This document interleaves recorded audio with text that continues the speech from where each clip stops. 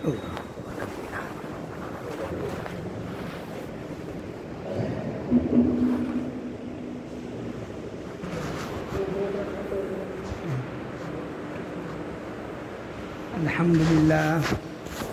لله نحمده ونستعينه ونستغفره ونؤمن به ونتوكل عليه ونعوذ بالله من شرور أنفسنا ومن سيئات أعمالنا من يهده الله فلا مضل له ومن يضلل فلا هادي له ونشهد أن لا إله إلا الله وحده لا شريك له ونشهد أن سيدنا مولانا محمد وبارك وسلم. أعوذ بالله من الشيطان الرجيم. بسم الله الرحمن الرحيم. سبحان الذي أسرى بعبده ليلا من المسجد الحرام إلى المسجد الأقصى الذي باركنا حوله لنريه من آياتنا إنه هو السميع البصير. صدق الله العظيم. وعن أنس بن مالك رضي الله تعالى عنه قال قال رسول الله صلى الله تعالى عليه وسلم أي مسجد أول في الدنيا؟ قال رسول الله صلى الله عليه وسلم المسجد الحرام. قال قلت ثم أي؟ قال رسول الله صلى الله تعالى عليه وسلم المسجد الأقصى أو كما قال عليه الصلاة والسلام. بزرگان محترم، دینی اور ایمانی بھائی،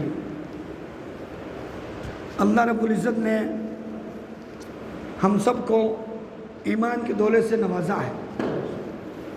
اللہ رب العزت کے خزانوں میں سب سے عظیم دولت اور سب سے قیمتی سرمایہ ایمان ہے. ایمان ہے تو اس کے بعد اللہ رب العزت کے سارے احسانات، سارے انعامات، جنت کی ساری نعمتیں انسان کو میسر آئے گی.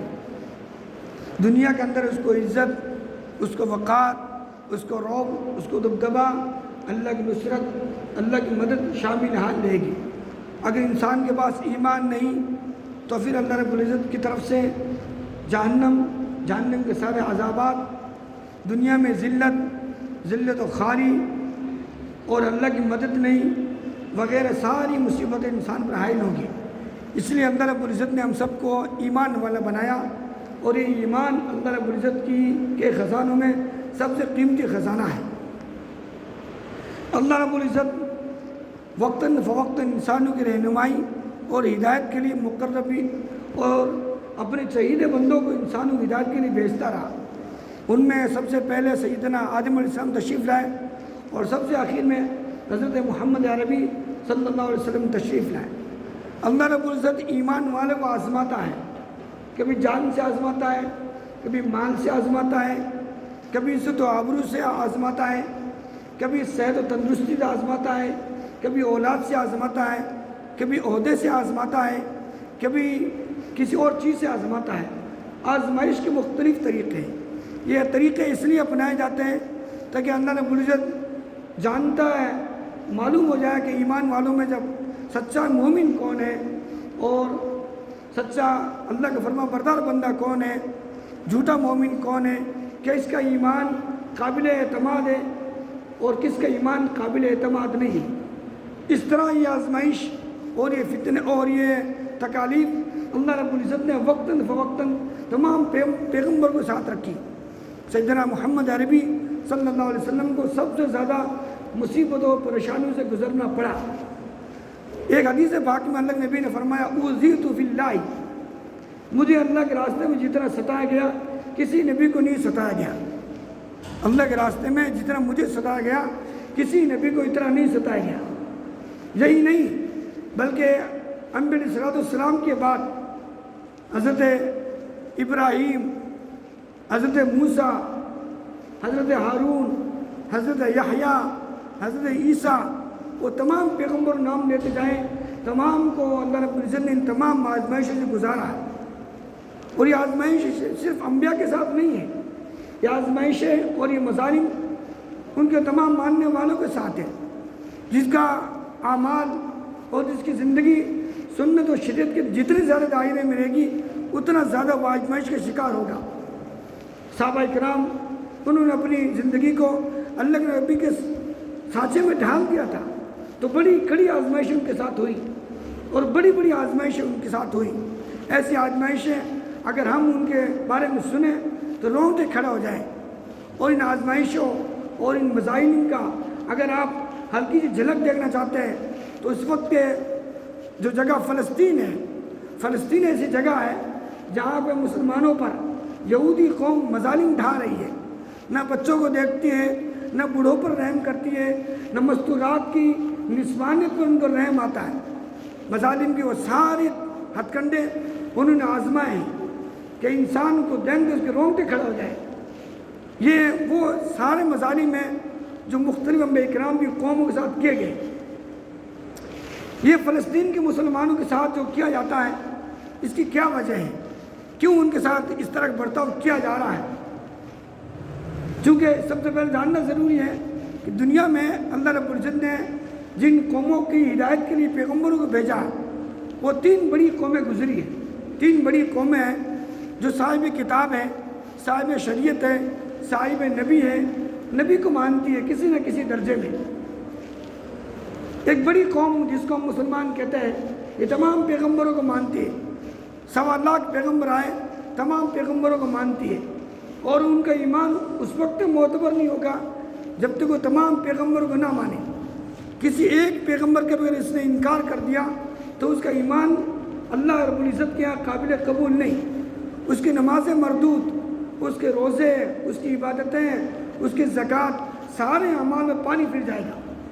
اگر کسی ایک نبی کی ادنا گستاخی بھی اس نے کر دی، کسی ایک پیغمبر کے بارے میں ادنا لغزش بھی اگر اس سے ہو گئی، اس کے عمل سے، اس کے کردار سے، اس کے قول سے ذرہ برابر بھی ایمان کے شائبے کے خلاف اگر بات نکل گئی اور اعمال کے خلاف بات ہو گئی تو وہ اس کے اعمال مردود، اس کا ایمان قابل قبول نہیں.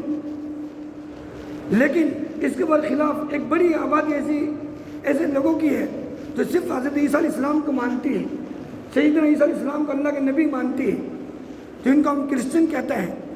اگر یہ کسی بھی نبی کی توہین کرے، کسی پیغمبر کی توہین کرے، کسی کتاب کی توہین کرے تب بھی وہ عیسائی رہ سکتے ہیں، تب بھی وہ عیسائی بن سکتے ہیں، چونکہ یہ ان کا یہ عقیدہ ہے.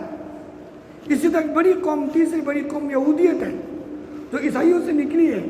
یہ بھی اگر سیدنا موسیٰ علیہ السلام کو چھوڑ کر کسی بھی نبی کی توہین کرے، کسی کتاب اللہ کی توہین کرے تب بھی وہ یہودی رہ سکتے ہیں. لیکن ہمارا عقیدہ ہے، اللہ کے نبی نے فرمایا آمنو، تم ایمان لو تمام پیغمبروں پر، تمام رسولوں پر. تو ہمیں حکم دیا گیا ہے کہ آدم علیہ السلام سے لے کر آخر نبی حضرت محمد عربی صلی اللہ علیہ وسلم سے جتنے نبی آئے، 1.25 لاکھ پیغمبر ہیں، سب پر ایمان رکھنا ضروری ہے. کسی نبی کی تنقیص، کسی نبی کی برائی، کسی کتاب کی تنقیص اور کسی کتاب کی برائی ہم نہیں کر سکتے. اگر ہم کریں گے ہماری ایمان کا خاتمہ ہو جائے گا، ہماری ساری عبادتوں کو اکارت ہو جائے گی، پانی پھر جائے گا. تو میں کہنا چاہ رہا 3 بڑی قومیں اس دنیا میں اس وقت آباد ہیں. ایک بڑی قوم ہے جو صاحب کتاب ہے، مسلمان ہیں، ہم سب الحمدللہ مسلمان ہیں. ایک دوسری بڑی قوم ہے جس کا نام عیسائیت ہے، جو عیسیٰ علیہ السلام کو مانتے ہیں. ایک تیسری چھوٹی قوم ہے جو دنیا میں 2.5% کے قریب ہے، وہ حضرت موسیٰ علیہ السلام کو مانتی ہے. حضرت موسیٰ علیہ السلام کے جو اللہ کے چہیدہ اور جلیل القدر پیغمبروں میں سے گزرے ہیں، ان کے نسل میں سے حضرت ابراہیم علیہ السلام گزرے ہیں. حضرت ابراہیم علیہ السلام، چونکہ یہودیت کی تاریخ جاننا ضروری ہے، چونکہ اس وقت فلسطین میں مسلمانوں کا مقابل یہودی ہے، اور یہودی دنیا میں اگرچہ معدود چند ہے، دنیا میں صرف چند ہے، 2.5% کے قریب، 90 لاکھ ان کی آبادی ہے، 90 لاکھ کے قریب ان کی آبادی ہے. لیکن پوری دنیا پر ان کا تسلط ہے، ان کا غلبہ ہے. ہر جگہ ایک انسان صبح جب گھر سے اٹھتا ہے، نہاتا ہے، دھوتا ہے، کپڑے پہنتا ہے، پریس کے کپڑے پہنتا ہے، پھر اس کے بعد گاڑی چلاتا ہے، موبائل لیتا ہے، بیگ لیتا ہے، گھر کے سفر سے لے کر اس کے آفس جانے تک یا کام دھندے کے جانے تک، واپس لوٹنے تک ساری چیزیں استعمال کرتا وہ یہودیوں کی. وہ پانی کی شکل میں ہو، موبائل کی شکل میں ہو، گاڑی کی شکل میں ہو، گاڑی کے پارٹس کی شکل میں ہو، یا بیگ کی شکل میں ہو، کسی بھی شکل میں ہو، کسی نہ کسی حد تک ہر مسلمان بلکہ دنیا کا ہر آدمی اس کی مدد کرتا ہے، اس کا تعاون کرتا ہے، اور اس کے ساتھ کسی نہ کسی حد تک اس کا تعاون ضرور کرتا ہے. اس لیے ایسی بڑی قوم کے بارے میں اور سازشی قوم کے بارے میں جاننا ضروری ہے. یہ ہمارے ایمان کا حصہ ہے. یہودیت کو جاننا، اپنے مخالف کو جاننا اور نبیوں کے قاتلین کو جاننا، یہ ہمارا عقیدہ ہے. اگر ہم یہودیت کے بارے میں نہیں جانتے، نصرانیت کے بارے میں نہیں جانتے، تو ہمارا ایمان جیسا ہونا چاہیے ویسا ایمان نہیں بنے گا. وہ پختہ ایمان نہیں بنے گا جو اللہ کے قابل قبول ہے. تو میں کہنا چاہ رہا تھا، حضرت ابراہیم علیہ السلام کے 2 بیٹے تھے. ایک کا نام تھا حضرت اسماعیل علیہ السلام اور دوسرے بیٹے کا نام تھا حضرت اسحاق علیہ السلام. آپ کے 2 بیٹوں میں سے ایک بیٹا جس کا نام حضرت اسماعیل ہے، ان کے سلسلوں میں سے صرف ایک نبی دنیا میں تشریف لائے. ان کی وراثت میں سے ایک نبی دنیا میں آیا ہے، وہ ہے ہمارے اور آپ کے آقا حضرت محمد عربی صلی اللہ علیہ وسلم. آپ آخری نبی ہیں ان کی نسل میں سے، اور پہلے نبی بھی ان کی نسل میں سے، اور کوئی نبی آپ کی نسل میں سے نہیں ہے. دوسرے حضرت یعقوب علیہ السلام، حضرت ابراہیم علیہ السلام کے بیٹے کا نام اسحاق علیہ السلام ہے. ان کے نسل میں سے تقریباً 1.25 لاکھ پیغمبروں میں سے 1 لاکھ پیغمبر بنی اسرائیل میں آئے. 1 لاکھ پیغمبر انہی کی نسل سے آئے. انہی نسلوں میں آخری نبی سیدنا عیسیٰ علیہ السلام ہے. حضرت اسحاق علیہ السلام کی نسل سے حضرت موسیٰ علیہ السلام کے بعد حضرت ہارون کے بعد حضرت یوسف، حضرت موسیٰ وغیرہ تمام پیغمبر آئے. ان تمام پیغمبروں میں سے حضرت اسحاق علیہ السلام کے جو 2 بیٹے تھے، ایک کا نام تھا یعقوب علیہ السلام اور ایک کا نام تھا حضرت یوسف علیہ السلام. حضرت یعقوب علیہ السلام کے جو لڑکے تھے وہ 11 بچے تھے. آپ کی 2 بیویاں تھیں، ایک سے 2 بیٹے تھے. ایک کا نام تھا حضرت یوسف جو اللہ کے نبی گزرے ہیں جن کا تذکرہ قرآن پاک میں ہے، اور دوسرے ان کا نام تھا بنیامین جن کا تذکرہ بھی آپ لوگ سنتے رہتے ہیں. لیکن دوسری بیوی جس کا نام قطورہ یا صفورہ آیا ہے، ان کا نام ایلیا آیا ہے، ان میں 11 بچے تھے. ان 11 بچوں میں سے ایک بچے کا نام تھا یہودا. وہ 4تھے نمبر پہ تھے. یہودا ان کا نام تھا، اور ان کی طرف پوری بنی اسرائیل کو منسوب ہے، جن کو ہم قرآنی زبان میں اگر کہیں گے تو بنی اسرائیل کہیں گے، اور اگر موجودہ زبان میں کہیں گے ان کو یہودی کہیں گے. تو یہودی ہے نا حضرت یعقوب علیہ السلام کی نسل میں سے. حضرت یعقوب علیہ السلام کے 4تھے بیٹے یہودا ہیں، اسی یہودیت کی طرف نسبت کرتے ہیں، ان کو یہودی کہا جاتا ہے. یہ قوم بڑی چال باز ہے، بڑی مکار ہے، بڑی سازشی قوم ہے. اس قوم نے نہ صرف ہم نے اللہ کے مقرب ترین بندے پیغمبروں کو نہیں چھوڑا. پیغمبروں کو شہید کرنا، پیغمبر کو قتل کرنا ان کی فطرت میں. حضرت زکریا علیہ السلام کو قتل کیا، حضرت یحییٰ علیہ السلام کو قتل کیا، اور اسی طرح نبی علیہ السلام کو قتل کرنے کی 4 مرتبہ تدبیریں انہوں نے کی. جب آپ مکہ سے ہجرت کے مدینہ منورہ گئے تو مدینہ منورہ میں 2 قومیں بڑی آباد تھیں، ایک یہودی اور دوسری عیسائی. عیسائیوں میں سے زیادہ بڑی تعداد تھی، لیکن مارکیٹ کے اوپر اور بازار کے اوپر یہودی قابض تھے.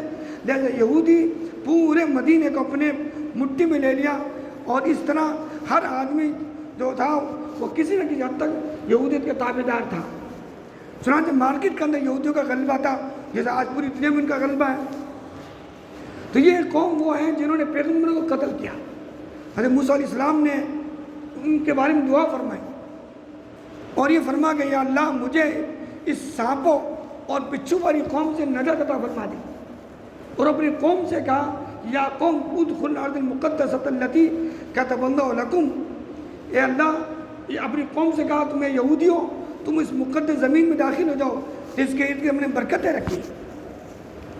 تو یہ یہودی جو قوم ہے نا، جنہوں نے پیغمبر کو نہیں بخشا، چاہے جہاں کے آج مظلوم فلسطین، چاہے جہاں کے معدود چند لوگ، ان کو بخشیں گے. ان سے رحم کی بھیک مانگنا یا ان سے رحم کی امید کرنا تو فضول ہے.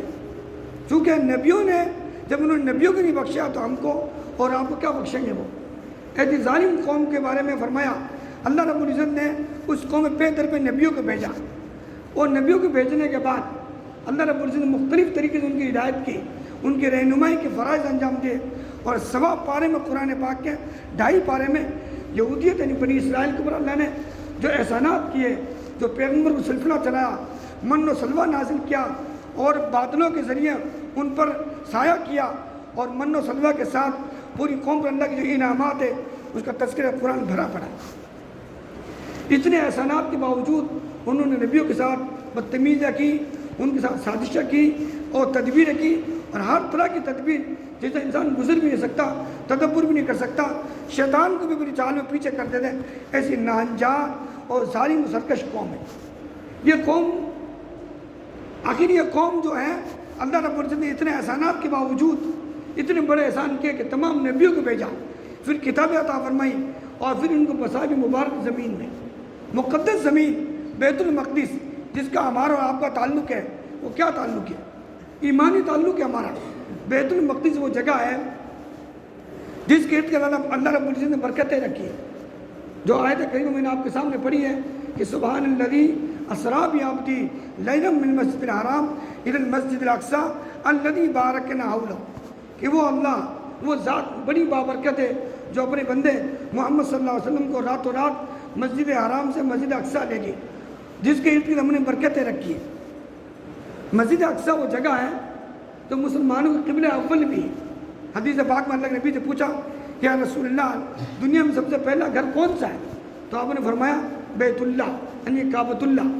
پھر فرمایا دوسرا گھر کون سا ہے؟ تو آپ نے فرمایا کہ مسجد اقصی، دوسرا گھر اللہ کا مسجد اقصی ہے، یہ اللہ کا دوسرا گھر ہے۔ اور قرآن پاک بے شمار آیات میں اس کے بابرکت ہونے کی نشاندہی کی گئی۔ یہ بابرکت کیوں ہے؟ اس لیے کہ نبی کریم صلی اللہ علیہ وسلم کے علاوہ جتنے پیغمبر آئے اللہ رب العزت نے ملک شام میں بھیجا۔ 1.25 لاکھ پیغمبر جو آئے ہیں معدود چند کو چھوڑ کر سب ملک فلسطین میں آئے، سب ملک شام میں آئے۔ ملک شام کو سیریا کہتے ہیں، جس کے ارد گرد اللہ رب العزت نے برکتیں رکھی ہیں۔ یہ وہ سب زمین ہے، وہ مقدس زمین ہے جو انبیاء کرام کا مدفن ہے، یعنی انبیاء کرام وہاں دفن ہے۔ صحابہ کرام بے شمار صحابہ کرام وہاں مدفون ہیں، نہ صرف صحابہ کرام، نہ صرف انبیاء کرام، بلکہ اللہ رب العزت کی طرف سے بے شمار نبیوں کو بھیجا گیا، بے شمار کتابیں نازل ہوئی۔ یہی نہیں بلکہ نبی کریم صلی اللہ علیہ وسلم کو جب معراج کا سفر کروایا گیا تو معراج کے سفر میں آپ فرماتے ہیں ایک براق لایا گیا۔ براق کی سواری ہے جو گدھے سے کچھ بڑا اور کچے سے کچھ چھوٹا ہوتا ہے، سفید رنگ کا ہوتا ہے۔ حضور فرماتے مجھے اس پر بٹھایا گیا اور اس کے بعد مجھے وہاں سے لے جایا گیا، اور وہاں سے لے جا کے مجھے بیت المقدس لایا گیا، اور بیت المقدس میں ایک کڑا ہے، اس کڑا میں نے اپنے کھچر کو براق کو باندھا ہے، اور وہ جگہ جہاں تمام نبیوں نے باندھی ہے۔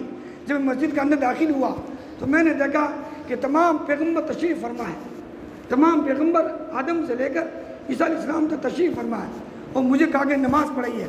میں نے فجر کی نماز پڑھائی اور تمام انبیاء کرام کو نماز پڑھائی۔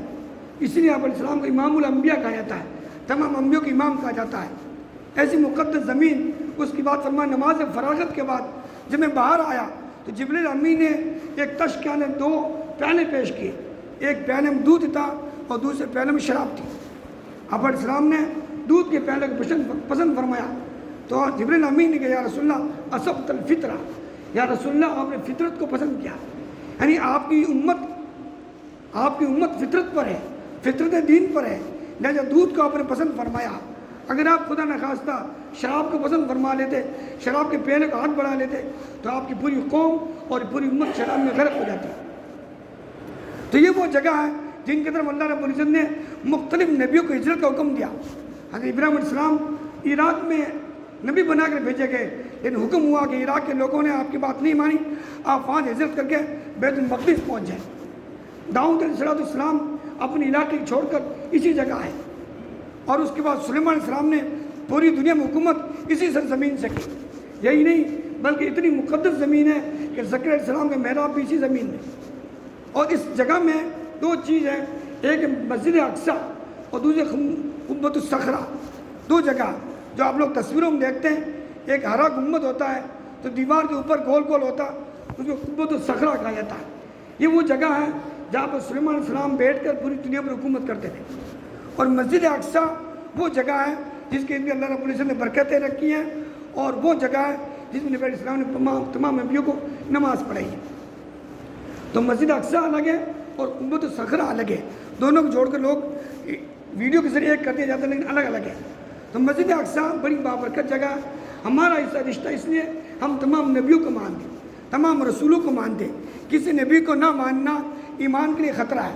تمام نبیوں کو مانتے ہیں، تمام رسولوں کو مانتے ہیں، لیکن ہمارا ایمان کا حصہ ہے فلسطین کی مظلوم کی مدد کرنا، اللہ نے ہمیں فرمایا المومن یشد بعضہ بعضا، ایک مومن دوسرے مومن کا بھائی ہے، ایک مسلمان دوسرے مسلمان کو ذلیل نہیں کر سکتا، کسی کو بے یار مددگار نہیں چھوڑ سکتا۔ فلسطین کے مسلمان کے لیے ہم زیادہ کچھ نہیں کر سکتے، تو ہم کم سے کم دعائیں کر سکتے ہیں، اپنی نیم شبی میں ان کے دعائیں کر سکتے ہیں، اور ان کی جو مصنوعات ہے ہم ان کی معیشت کو نقصان پہنچا سکتے ہیں۔ ان کی مصنوعات کیا ہے؟ مثلاً لباس ہے یا کپڑے ہیں، بازار میں مارکیٹ میں بہت سارے کپڑے ہیں، برانڈ کے پیچھے نہ پڑے، کوکا کولا ہے انہی کی کمپنی ہے، اور اسی طرح بے شمار ان کی کمپنیاں ہیں، آپ زیادہ جانتے ہوں گے۔ ان تمام کمپنیوں کو آپ بائیکاٹ کریں اور مسلمانوں کو تعاون کریں، ان کے لیے دعائیں فرمائیں، اور ان کے لیے اللہ رب العزت سے مدد مانگے کہ اللہ ان فلسطین مسلموں کی مدد فرما، چونکہ ہمارے نبی نے فرمایا اس کا مومن کا ایمان کامیاب نہیں ہو سکتا جب تک کہ وہ مومن کسی مسلمان کی مدد نہ کرے، کسی مسلمان کے تعاون نہ کرے۔ ہم جس ملک میں پرسکون ماحول ہے، امن کی جگہ، سکون کی جگہ، ہمیں حالات سے نہیں گزرنا پڑا، اللہ ہماری حفاظت فرمائے۔ ہمارا ایمان اتنا مضبوط اور قوی نہیں ہے، اگر اس طرح سنگین حالات جو 75 سال سے یہ قوم برداشت کر رہی ہے، اس کی جگہ کوئی اور قوم ہوتی دنیا میں مٹ جاتی۔ لیکن مسلمان وہ قوم ہے جنہوں نے ہمیشہ ظلم کا مقابلہ کیا اور بڑے بڑے ظالموں اور جابروں کو گھٹنے ٹیکنے میں مجبور کر دیا۔ نہ اتنے مسلمان جن کے پاس جدید ہتھیار نہیں، لڑنے کے لیے اسباب نہیں، اس کے باوجود پتھروں کے ذریعے سے، سنگریزوں کے ذریعے سے، لکڑیوں کے ذریعے سے، کیل کاٹوں کے ذریعے تعاون کرتے ہیں، مدد کرتے ہیں۔ ہمارے مومن بھائی ہے، ہمارے مسلمان بھائی ہے، اپنی اولاد کو بھی ان کا تعارف کرائے، مسجد اقصیٰ کا تعارف کرائے، مسجد اقصیٰ کی اہمیت بتائے، اور وہاں کے مظلوم فلسطین کے لیے دعا بھی فرمائے۔ اگر ہم کام کریں گے تو انشاءاللہ دنیا کے اندر بھی ہمارا غلبہ رہے گا اور آخرت کے اندر بھی ہمارا غلبہ رہے گا۔ اللہ رب العزت ہم سب کو ان تمام باتوں پر عمل کی توفیق نصیب فرمائے۔ وما علینا الا البلاغ، جنہوں نے سنت نہیں پڑھی ہے وہ سنت پڑھی۔